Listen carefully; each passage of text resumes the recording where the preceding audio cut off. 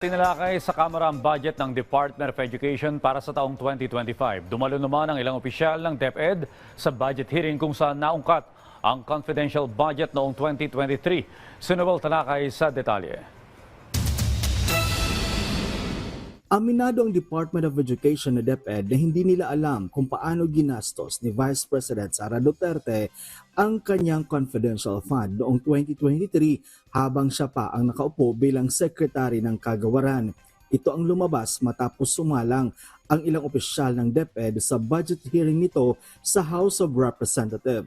Ayon kay DepEd Undersecretary for Finance Annalyn Sevilla, tanging cover letter lang ng liquidation report ang ibinigay sa kanya. So what I can share is from the finance, we have released 3 quarters, that's 112.5 million. It has been recorded as liquidated because we were given a copy of the cover letter only of the liquidation.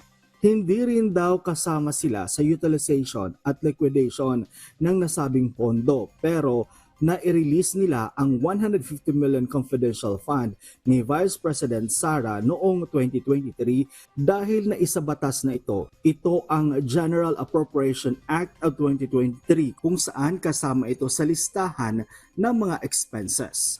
We also follow joint circular cash advance. Naka-identify po doon that the 3 months requirement should be released in quarterly basis, and that the next liquidation should be upon the liquidation of the head of the agency to the chairman of the Commission on Appropriation. Kasama rin sa humarap sa budget hearing ng DepEd ang bagong kalihim nito na si Secretary Sani Angara. Tiniyak naman ito na hindi sila hihingi ng confidential fund para sa 2025 budget ng ahensya. And given that it is engendered, medyo naging controversial siya. Mabuti na rin umiwas ho, siguro, Your Honor. At hingin na po yon sa line item kung may mga pangangailangan po ang departamento.